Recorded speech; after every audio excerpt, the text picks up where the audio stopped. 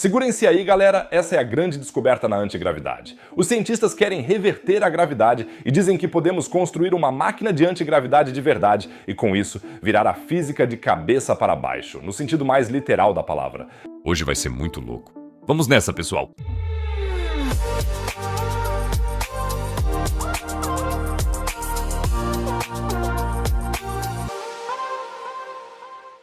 Só um lembrete rapidinho, se você não quer mais perder nenhuma notícia científica, inscreve-te agora mesmo no canal, não custa nada e me ajuda muito. E para quem já é inscrito, ajuda demais o vídeo deixando o seu joinha. 5.000 curtidas devem bastar para acalmar o algoritmo do YouTube. Valeu, pessoal! Bom, vamos falar da gravidade. Ela é a única das 4 forças fundamentais do universo que, até hoje, não conseguimos conciliar com a física quântica. Eletromagnetismo, a força nuclear forte e a fraca. Todas as 3 podem ser descritas maravilhosamente pela mecânica quântica. A gravidade, porém, resiste teimosamente a isso. Einstein a descreve como uma suave curvatura do espaço-tempo. Todos nós conhecemos essas representações de corpos celestes que deformam a malha do espaço-tempo. Mas se por trás dessa curvatura talvez se escondam minúsculos grãos quânticos, ainda não sabemos até hoje. Existe uma partícula de gravidade, um graviton. Esse é exatamente um dos maiores mistérios não resolvidos da física moderna. E uma equipe liderada pelo físico Pablo Saldanha, do Brasil, juntamente com os pesquisadores de Oxford Chiara Maletto e Vlatko Vedral, publicou agora um plano absolutamente insano que poderia revolucionar a física. E isso envolve antigravidade. Já vejo alguns olhares de dúvida, como a gravidade se relaciona com a antigravidade? Bem, mais ou menos como pasti está para antipasti. Bobagem total, eu só estou com fome. Para entender tudo isso, precisamos mergulhar brevemente no reino da física quântica. Para entender tudo isso, precisamos mergulhar rapidinho no mundo da física quântica. Lá, as partículas podem ficar numa coisa chamada superposição, ou seja, existir em vários lugares ao mesmo tempo até que você as meça. O experimento mental mais famoso sobre isso é, claro, o gato de Schrödinger. Enquanto ninguém olhar dentro da caixa trancada, o gato, de forma simplificada, é considerado ao mesmo tempo vivo e morto. Só com a medição é que se decide qual dos estados possíveis a gente realmente observa. A propósito, Schrödinger queria mostrar com isso que é absurdo aplicar os princípios do mundo quântico a coisas normais, como gatos. Os pesquisadores agora imaginam uma partícula pequena, mas com muita massa, que chamam de fonte, e colocam essa partícula nessa superposição. Ao mesmo tempo, há uma segunda partícula por perto, chamada de sonda, que fica bem parada em um lugar fixo. Se a gravidade realmente obedecer às leis do mundo quântico, a sonda sentirá não apenas uma, mas 2 forças de atração sobrepostas ao mesmo tempo, dependendo de onde a fonte estiver naquele momento. Normalmente, isso acabaria se somando a uma atração totalmente comum e normal. Se você medir com habilidade em que estado a fonte se encontra, dá para selecionar resultados específicos de medição. Os especialistas chamam isso de pós-seleção, e é exatamente aí que pode surgir um efeito totalmente novo por causa da interferência quântica. No fim das contas, a sonda não se move em direção à fonte, mas sim se afasta dela, ou melhor dizendo, antigravidade.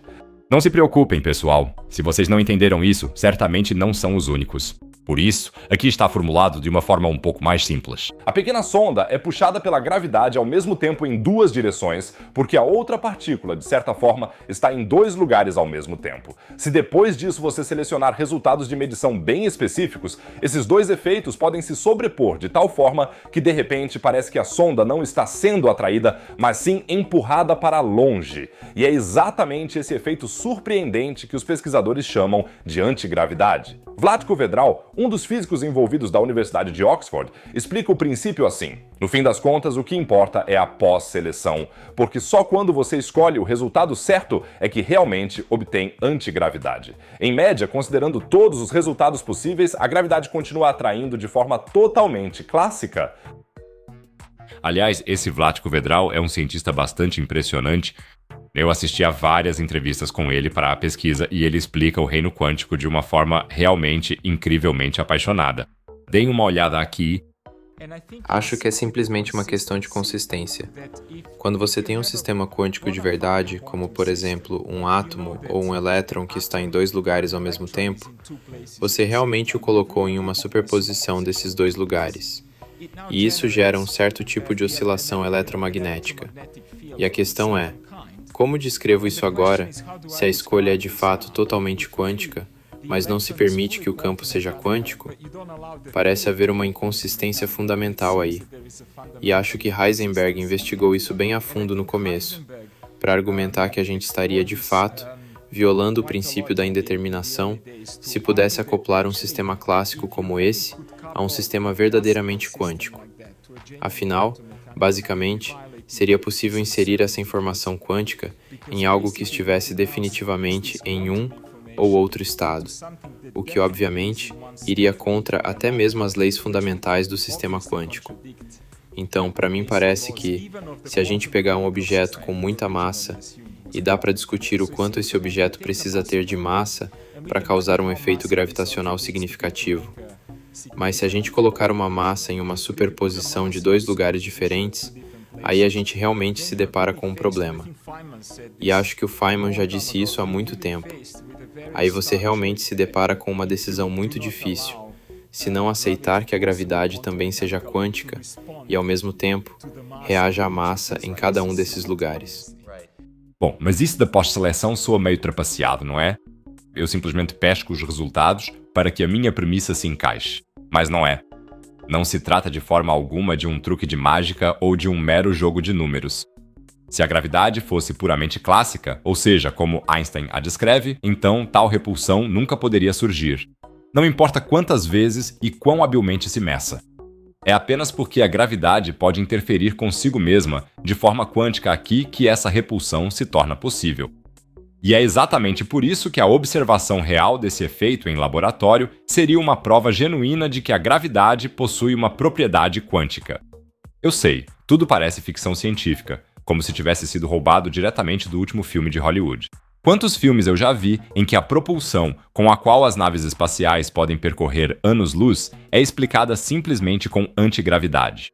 Mas tudo isso não é tão improvável quanto se poderia supor à primeira vista, pois os pesquisadores também apresentam, no trabalho deles, sugestões bem concretas de como um experimento desses teria que ser na prática. Como partículas-fonte, eles sugerem minúsculos nanodiamantes que contêm um único defeito de lacuna de nitrogênio, chamado de centro NV. Com a ajuda de campos magnéticos, esses nanodiamantes podem ser colocados de forma precisa em uma superposição de duas posições, separadas por várias centenas de micrômetros. Como sonda, poderiam servir nuvens atômicas de césio, como as que a gente conhece das experiências com condensados de Bose-Einstein. Então sim, se você ainda tiver alguns nanodiamantes e um pouco de césio sobrando na gaveta de casa, talvez até um pouco de fita adesiva, por que não monta hoje à noite uma belinha máquina antigravitacional? Se no final alguma coisa se repelir e der um pum, então deu certo. Para que o efeito minúsculo seja sequer mensurável, os pesquisadores recorrem a um truque inteligente chamado amplificação de valor fraco. Simplificando, isso permite que a magnitude da repulsão medida seja amplificada em várias ordens de grandeza. Mas isso tem um preço. O resultado de medição desejado vai ficar cada vez mais raro de acontecer. Um compromisso clássico entre a intensidade do sinal, por um lado, e a probabilidade de sucesso, por outro, algo bem conhecido em várias áreas da óptica quântica. No estudo, os autores calculam bem concretamente com quais massas e distâncias um experimento desse seria realmente viável. E mesmo que as massas necessárias ainda sejam um pouco maiores do que nas propostas anteriores sobre o chamado entrelaçamento induzido gravitacionalmente, a nova abordagem tem uma vantagem decisiva. Basta colocar uma única partícula em superposição, não duas ao mesmo tempo. E no final, também não é preciso medir nenhuma correlação quântica complicada entre as partículas, mas apenas como o momento da sonda mudou. Isso torna o experimento bem mais fácil de ser realizado em comparação. O próprio Vladko Vedral se mostra muito confiante e diz: felizmente, vários grupos de pesquisa quântica líderes mundialmente estão trabalhando a todo vapor para realizar esses experimentos. E estou otimista de que poderemos apresentar resultados conclusivos no início da década de 2030. Então estamos prestes a resolver um dos maiores enigmas da física e, além disso, poderíamos desenvolver uma verdadeira tecnologia de ficção científica. Mas para que serve tudo isso, afinal? Se a natureza quântica da gravidade for confirmada, os físicos poderiam começar a desenvolver computadores quânticos totalmente inovadores que usariam até mesmo a gravidade como recurso de computação. Alguns pesquisadores chegam a especular que, num futuro distante, buracos negros, que armazenam mais informações por volume do que qualquer outro objeto conhecido no universo poderiam ser usados como computadores quânticos definitivos. Essa ideia também é chamada de cérebro matryoshka. Nesse cenário, uma estrela ou um buraco negro seria cercado por várias camadas interligadas formadas por inúmeros computadores que usariam praticamente toda a sua energia para fazer cálculos. É algo parecido com uma esfera de Dyson extremamente desenvolvida. Teoricamente, uma máquina assim poderia realizar simulações inimaginavelmente complexas. Em potencial, seria possível simular universos inteiros com ela. Mas olhando de forma realista, ainda estamos em um estágio muito inicial de pesquisa, bem longe de qualquer protótipo que funcione. E, infelizmente, a implementação prática também não vai ser tão simples quanto parece na teoria. Os próprios pesquisadores destacam explicitamente em seu estudo que é preciso distinguir claramente o efeito quântico em questão de outras interferências muito mais banais. Um exemplo disso é a força de Casimir-Poldark, uma atração minúscula, mas totalmente clássica entre objetos, que surge por causa das flutuações quânticas do campo eletromagnético e não tem nada a ver com gravidade. Em distâncias da ordem de micrômetros, essa força poderia facilmente competir com o sinal que a gente está procurando, mas mesmo assim, o estudo mostra como os físicos estão ficando criativos para desvendar um dos últimos grandes mistérios do nosso universo. E quando você ouve Vladko Vedral, bem, então o otimismo é realmente contagiante.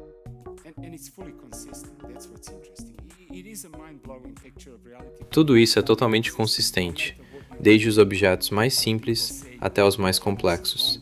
É isso que é interessante. E o que mais me empolga, e essa é a minha previsão, é que, na minha opinião, até o final desta década teremos uma nova física. Pelo menos haverá a refutação da teoria da relatividade geral e a constatação de que a própria gravidade teria que ser quântica, pelo menos em um determinado nível. E isso é incrivelmente empolgante para nós, físicos, o fato de a tecnologia ter conseguido chegar a esse nível. Há 100 anos temos essas duas teorias, e provavelmente já estamos todos bem entediados com tudo isso. Gostaríamos de ter algo novo, e eu realmente prevejo que, até o final da década, teremos esses experimentos. E eles vão nos dar pistas sobre o que vem a seguir. Talvez surja uma nova teoria, talvez a gravitação quântica, talvez vá ainda mais além. Talvez a gente descubra que a natureza é ainda mais estranha do que tudo isso. Tudo é possível. You might get a new theory. Maybe quantum gravity may be going beyond that, maybe telling us nature is even weirder than all this. It's all possible. E mesmo que no final acabe por se verificar que a gravidade permanece completamente clássica, aprenderemos muito sobre a base da nossa realidade através de tais experiências. Para mim, pessoalmente, parece inacreditável que estejamos agora a discutir seriamente planos para máquinas antigravidade, mesmo que atualmente pareçam mais experiências de laboratório do que carros voadores. Mas quem sabe mais um pouco de pesquisa aqui e mais algumas tentativas ali e pronto. Estaremos construindo o cérebro matryoshka no espaço. Vou mantê-los atualizados sobre isso. Então deixem agora uma inscrição no canal e pensem no polegar para cima, para que possamos bater a meta de 5.000 curtidas. Quanto a esses experimentos quânticos, ficamos na expectativa do que os anos 2030 nos reservam. Por outro lado, bem mais concreto e no sentido mais literal da palavra, impactante é o evento que estamos discutindo agora. Nossa Lua acabou de ser atingida por um objeto misterioso e não natural. E a explosão que rolou foi gigantesca. O que está por trás disso e de onde esse objeto realmente veio, vocês vão descobrir isso e muito mais no vídeo lá em cima, à direita. Não deixem de dar uma olhada nas imagens originais, é muito emocionante. Lá embaixo, à direita, como sempre, tem mais um assunto sobre ciência e espaço. Fora isso, diria que a gente se vê no próximo vídeo. Fiquem bem, galera.